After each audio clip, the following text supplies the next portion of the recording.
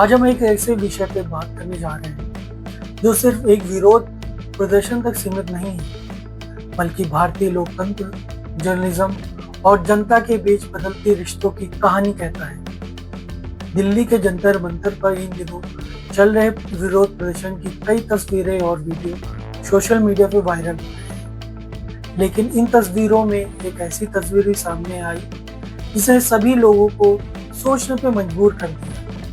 जैसे ही कुछ main stream TV चैनलों के रिपोर्टर कैमरा लेके प्रदर्शन स्थल के अंदर जाने की कोशिश करते हैं, उनके सामने गोदी मीडिया वापस जाओ जैसे नारे लगने लगते हैं। कई जगहों पर पत्रकारों का विरोध किया जाता है और उन्हें कवरेज करने से रोका जाता है।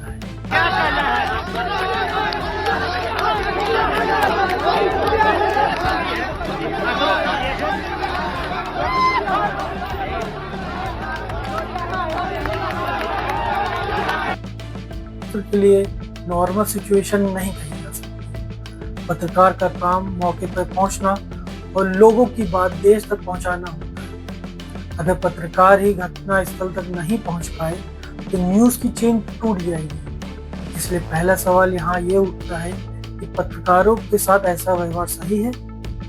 लेकिन शायद इससे भी बड़ा ये सवाल है कि आखिर समाज का एक हिस्सा इस मुकाम तक कैसे पहुंचा।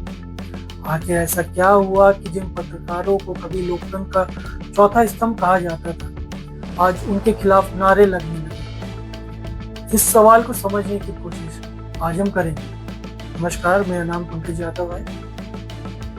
लोकतंत्र की सबसे बड़ी ताकत केवल चुनाव नहीं होता। लोकतंत्र की असली ताकत होती है जवाबदेही। सरकार जनता के प्रति जवाबदेह हो, संस्थाएं अपनी दायित्व निभाएं और सत्ता पर लगातार निगरानी बनी रहे, यही काम मीडिया का माना जाता है। जर्नलिज्म का मूल उद्देश्य केवल खबर देना नहीं है, बल्कि सच तक पहुंचना, तथ्यों की जांच करना, सत्ता से सवाल पूछना और आम जनता की आवाज को मंच देना भी है। दुनिया भर के मीडिया को अक्सर डॉग वॉच कहा जाता है, यानी निगरानी करने वाली संस्था। लेकिन जब लोगों को यह महसूस होने लगे कि मीडिया सत्ता पर सवाल कम पूछ रहा है और विरोध करने वालों पर ज्यादा सवाल उठा रहा है, तब धीरे धीरे ये भरोसा कमजोर होने लगता है। यहीं से भरोसे पर संकट शुरू हो जाता है।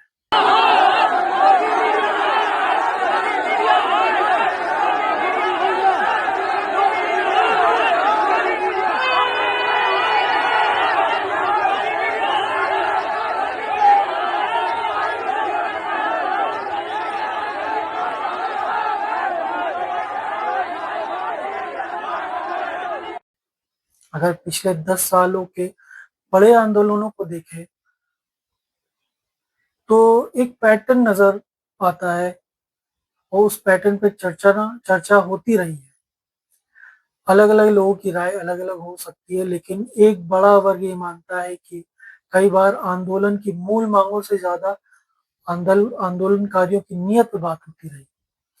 जब नागरिकता संशोधन कानून एनआरसी को लेकर देश भर में प्रदर्शन हुए, तब टीवी बहसों में कानून की धाराओं पर जितनी चर्चा हुई, उससे कहीं ज्यादा बहस प्रदर्शनकारियों की मंशा, उसके पीछे कौन है और आंदोलन को कौन चला रहा है जैसे सवालों पे केंद्रित दिखाई दी। कई प्रदर्शनकारी संगठनों का कहना है कि उनकी बात पूरी तरह सामने नहीं रखी गई। दूसरी ओर कई मीडिया संस्थानों का तर्क था कि वो राष्ट्रीय सुरक्षा और कानून व्यवस्था से जुड़े पहलुओं को सामने ला रही है, यानी एक घटना को देखने के अलग अलग नजरिए। इसके बाद किसान आंदोलन आया। लाखों किसान महीनों तक दिल्ली की सीमाओं पर बैठे रहे। उनकी मांग थी, सरकार ने भी अपने तर्क थे और बातचीत भी चलती रही। लेकिन इस दौरान भी मीडिया कवरेज को लेकर सवाल उठे। कुछ चैनलों पर किसानों को लेकर ऐसी बहसें हुई जिन्हें आंदोलन से जुड़े लोग पक्षपातपूर्ण मानते थे। वहीं दूसरी ओर कुछ मीडिया संस्थानों ने किसानों की समस्याओं और मांगों को प्रमुखता से दिखाया। यहीं से गोदी मीडिया शब्द का इस्तेमाल और अधिक आम होता गया। अब शिक्षा से जुड़े आंदोलन में भी इसी तरह की तस्वीरें देखने को मिल रही हैं। प्रदर्शनकारी आरोप लगाते हैं कि उनकी मांगों पर कम और उनकी राजनीति पर ज़्यादा चर्चा होती है।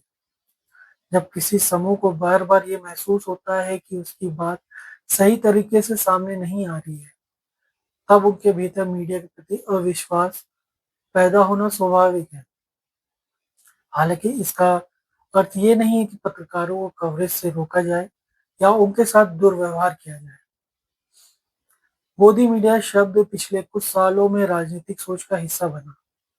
इसका इस्तेमाल उन मीडिया संस्थानों या पत्रकारों की आलोचना के लिए किया जाता है, जिन्हें आलोचक सरकार के प्रति अत्यधिक नरम मानते हैं। दूसरी ओर ऐसे मीडिया संस्थान और उनके समर्थक इन आरोपों को खारिज करते हुए कहते हैं कि ये केवल तथ्यों और राजनीतिक हित के आधार पर रिपोर्टिंग करते हैं। यानी ये शब्द खुद ही राजनीतिक बहस का हिस्सा बन चुका है। लेकिन सबसे महत्वपूर्ण बात यह है कि किसी भी पत्रकार, मीडिया संस्थान का मूल्यांकन उसके काम और तथ्यों के आधार पर होना चाहिए, ना कि केवल किसी एक राजनीतिक लेबल के आधार पर।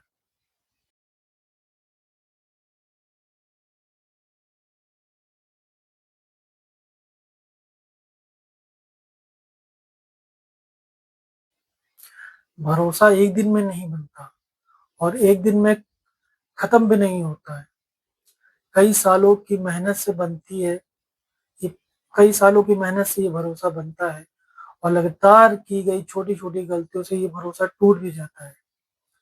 जब दर्शक बार-बार ये महसूस करता है कि कुछ खबरें लगातार ऐसी दिखाई जा रही हैं, जब कुछ बड़ी खबरें नज़रअंदाज हो रही हैं।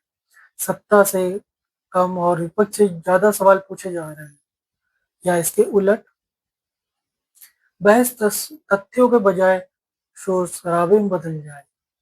एंकर निष्पक्ष के बजाय किसी पक्ष के प्रवक्ता जैसे दिखाई देने लगे, तब धीरे-धीरे भरोसा और कम होने लगता है। और जब भरोसा कम होता है, तब उसका असर केवल एक चैनल पर नहीं पड़ता, उसका असर पूरी जर्नलिज्म पर पड़ता है। क्या ये केवल भारत की समस्या है? मेरे ख्याल में ये केवल भारत की समस्या तो नहीं हो सकती।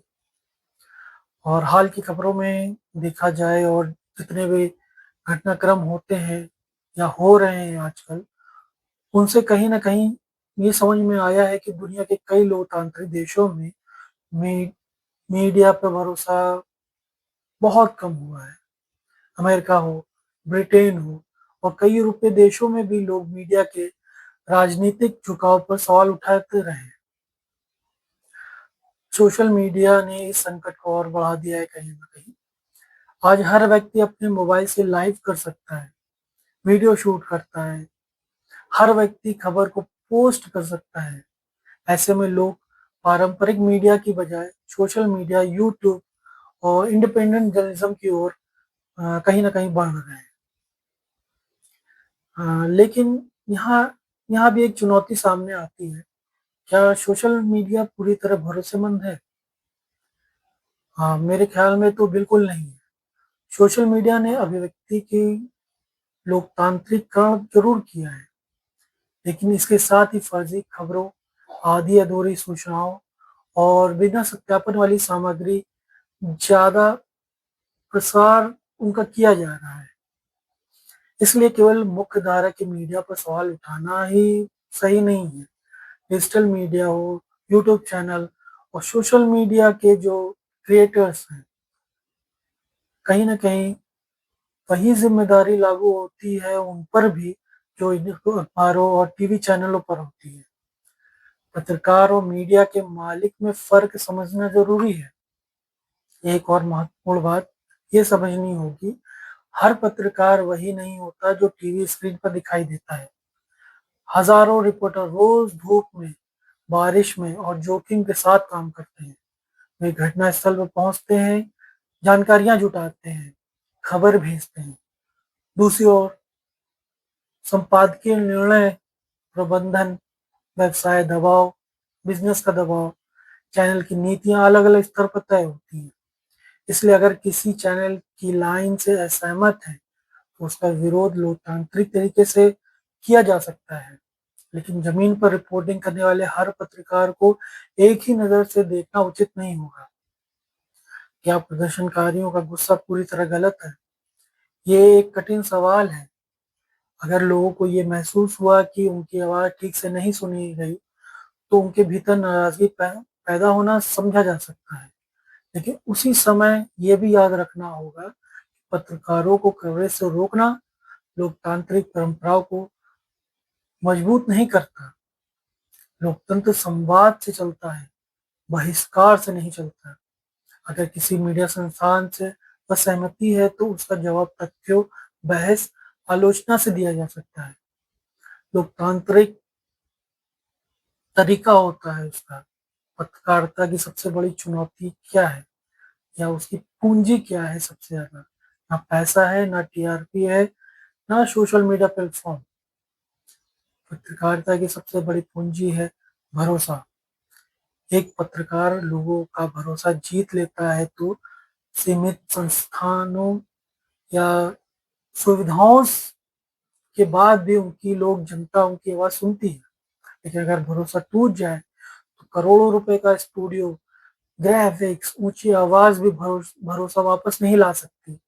अगर मीडिया को अपनी साथ चाहिए तो उन्हें कुछ मूल्य सिद्धांतों पर लौटना होगा। पहला, सत्ता चाहे किसी की भी हो, सवाल सभी के समान रूप से पूछे जाएं। दूसरा, खबर और राय के बीच स्पष्ट अंतर रखा जाए। तीसरा, तथ्यों की जांच को प्राथमिकता दी जाए। चौथा, टीआरपी की जो कंपटीशन है उसको जर्नलिज्म से दूर ही रखा जाए। और सबसे आखिरी चीज, गलती होने पर उस गलती को स्वीकार करना सीखना होगा। इसी तरह दर्शकों को भी जिम्मेदारी समझनी होगी। वे केवल अपनी पसंद की खबरें ना देखें, बल्कि अलग अलग स्रोतों की जानकारी लें। किसी निष्कर्ष पर पहुंचने से पहले उस तथ्य को जांच लें।